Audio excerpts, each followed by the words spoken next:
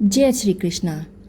जो भक्त सोमवती अमावस्या का व्रत रखते हैं उन्हें नैतिक और कुलीन संतान की प्राप्ति होती है और उनकी संतान की उम्र लंबी होती है। जो लोग इस दिन पतित पावन गंगा नदी में स्नान करते हैं या फिर किसी भी पवित्र नदी में डुबकी लगाते हैं वे अपने अतीत और वर्तमान के पापों से छुटकारा पा लेते हैं और साथ ही सभी बाधाओं को दूर कर सकते हैं। हिंदू संस्कृति में पीपल के पेड़ का भी बहुत महत्व है, क्योंकि ऐसा माना जाता है कि पीपल का पेड़ एक पवित्र पेड़ होता है। इसमें देवताओं का वास होता है, इसलिए भक्तों को सौभाग्य प्राप्ति के लिए इस पीपल के पेड़ की इस दिन पूजा अवश्य ही करनी चाहिए। सुहागन महिलाएं भी अपनी पति की लंबी उम्र के लिए सोमवती अमावस्या का व्रत रख सकती हैं। ये भी माना जाता है कि यदि अविवाहित महिलाएं इस दिन ये व्रत करती हैं तो उनको अच्छे और सुयोग्य वर की प्राप्ति होती है और उनको मनचाहा वर भी मिलता है। श्राद्ध और पितृ तर्पण के लिए भी अमावस्या का दिन बहुत ही महत्वपूर्ण होता है। इस दिन व्रत करने से पितृदोष से पीड़ित व्यक्ति को राहत मिल सकती है और इस दिन यज्ञ, दान और पूजा अनुष्ठान करने से भक्त अपने जीवन के सभी दुखों और बाधाओं को दूर कर सकता है। चलिए अब सुनते हैं सोमवती अमावस्या की व्रत कथा।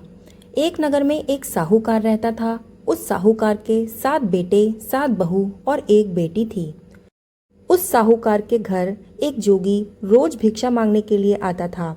जोगी को साहूकार की बहू भिक्षा दे देती थी और वो ले लेता था, लेकिन जब उसकी बेटी उसको भिक्षा देती थी तो वो नहीं लेता था और कहता था कि तेरी बेटी अभी तो सुहागन है, लेकिन इसके भाग्य में आगे दुहाग लिखा है।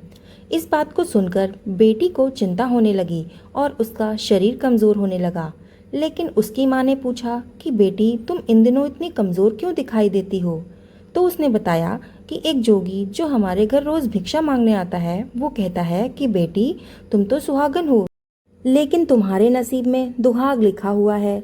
ये बात सुनकर उसकी माँ कहती है कि ठीक है, कल जब वो जोगी आएगा तो मैं भी सुनूंगी कि वो क्या कहता है।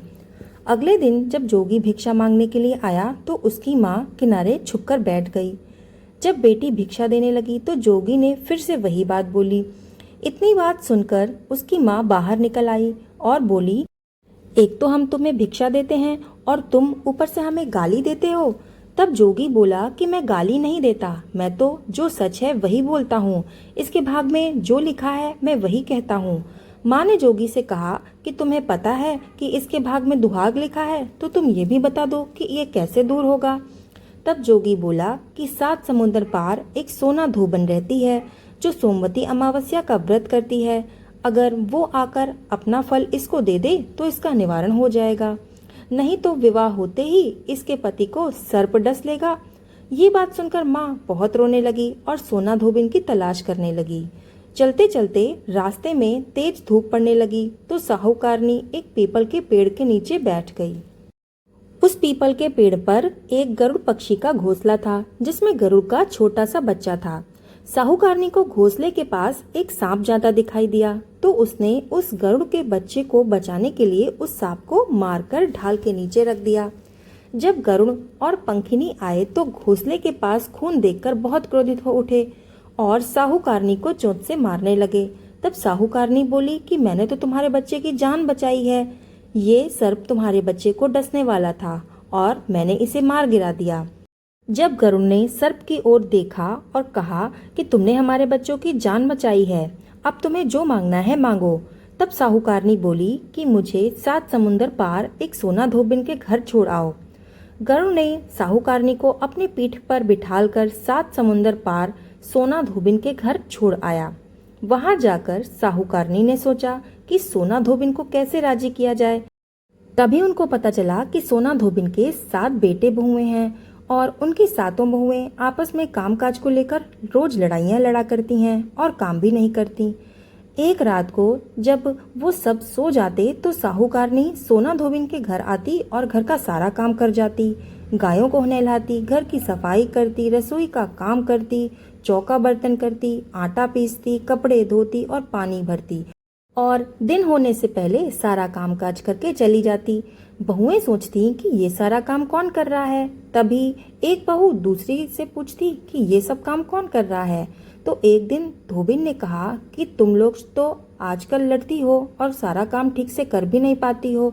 तो बहुओं ने कहा, सासू माँ, काम तो काम है, हमें ही करना पड़ता है, चाहे वो हम लड़कर करें चाहे राजी रहकर करें, इससे लड़ाई करने का क्या फायदा। सोना धोबिन ने सोचा कि आज देखा जाए कि कौन सी बहू काम करती है, और वो रात को सोई नहीं। तब उसने देखा कि रात को बाहर से एक स्त्री आती है और घर का पूरा काम करके चली जाती है। तो सोना धोबिन उससे बोलने लगी कि तुम कौन हो और तुम्हें ऐसी क्या जरूरत है कि तुम हमारे घर का सारा काम कर रही हो। तब साहूकारनी ने कहा कि मुझे आपकी जरूरत है, तभी तो मैं इतना सारा काम कर रही हूँ। सोना धोबिन ने पूछा कि तुम्हें क्या चाहिए।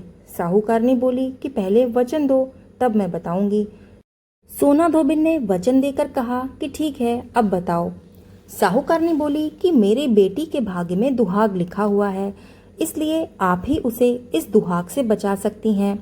आपको घर चलना पड़ेगा और अपने व्रत का पुण्य मेरी बेटी को देना पड़ेगा। ऐसा करने से मेरी बेटी का सुहाग बच जाएगा, इसलिए आप चलकर उसे सुहाग दें और सोमवती करें। सोना धोबिन अपनी बेटी बहू से बोली कि मैं साहूकारनी के घर जा रही हूँ। यदि पीछे से तुम्हारे पिताजी को कुछ हो जाए या कोई भी खत्म हो जाए तो घी और तेल कूप में डालकर छोड़ देना और मेरे आने का इंतजार करना। फिर दोनों जनी साहूकारनी के घर चली जाती हैं। साहूकार की बेटी का ब्याह होने लगा और दूल्हा फेरों में बैठ गया। तभी सोना धोबिन ने दूल्हे के घुटने के पास एक कच्चा करवा रखा, जिसमें दूध डाला और तात की लार डालकर बैठ गई। थोड़ी देर बाद सांप दूल्हे को डसने के लिए आया। सोना धोबिन ने करवा आगे रखा और तार से बांध दिया, लेकिन दूल्हा डर के मारे मर गया। तब सोना धोबिन ने टीके में से रोली निकाली, मांग में सिंदूर निकाला, खोया यानी कि आंख से काजल निकाला और मेहंदी निकालकर छोटी उंगलियों से छींटे मारे और बोली कि आज तक मैंने जितनी सोमवती अमावस्या के व्रत करे हैं उनका फल साहूकारनी की बेटी को लग जाए, और आगे से जो मैं व्रत करूं वो मेरे बेटे को लगे। इतना कहकर दूल्हा जीवित हो गया और सब सोमवती अमावस्या की जय जयकार करने लगे। सोना धोबिन वापस जाने लगी। तब साहूकारनी बोली कि तुमने मेरे जमाई को नया जीवन दान दिया है, इसलिए तुम कुछ भी मांगो मैं तुम्हें दूंगी। वो बोली कि मुझे कुछ नहीं चाहिए, सिर्फ एक हांडी दे दो। वो हांडी लेकर चली जाती है। रास्ते में सोमवती अमावस्या आती है तो हांडी का 108 बार परिक्रमा लगाकर वो पीपल के पेड़ के नीचे उसको गाड़कर घर आ जाती है। घर आकर वो देखती है कि उसका पति तो मरा हुआ तेल और घी के रूप में पड़ा हुआ है। तब टीके में से वो रोली निकालती है, मांग में से सिंदूर, आंखों से काजल निकालती है और मेहंदी निकालकर चिटली उंगली से उसको छींटे देकर बोलती है कि मैंने जो रास्ते में सोमवती अमावस्या का व्रत किया है और जो पूजा की है उसका फल मेरे पति को लगे। इतना कहते ही उसका पति उठ जाता है और तभी घर में एक ज्योतिषी आता है और बोलता है कि जजमान, सोमवती अमावस्या पर मुझे क्या दे रही हैं, तो मुझे दक्षिणा दो। तभी सोना धोबिन बोलती है कि जब मैं रास्ते में ही थी तभी सोमवती अमावस्या आई थी, तो मैंने कुछ भी नहीं किया, जो कुछ भी मेरे पास था सब पीपल के पेड़ के नीचे ही गाड़ दिया। जब ज्योतिष ब्राह्मण ने उस पीपल के पेड़ के नीचे जाकर देखा तो उसे खोदा और खोद कर देखा तो 108 और 13 सोने के चक्कर मिले। तब ज्योतिष ब्राह्मण वो सारा सब कुछ सामान घर ले आया और बोला कि तुमने ऐसी फेरी की है और मुझे बोल दिया कि कुछ भी नहीं किया है। सोना धोबिन बोली कि ये जो कुछ भी मिला है वो तुमको मिला है और तुम्हारे भाग्य से ही मिला है, इसलिए ये सब तुम अपने ही घर ले जाओ। ब्राह्मण बोला कि मेरी तो इसमें चौथी पाती है, बाकी आपका मन हो उसे दे देना। सारी नगरी में बोल दिया गया कि सब सोमवती अमावस्या का व्रत कीजिए। हे सोमवती अमावस, जैसा साहूकार की बेटी को सुहाग दिया वैसा सबको देना।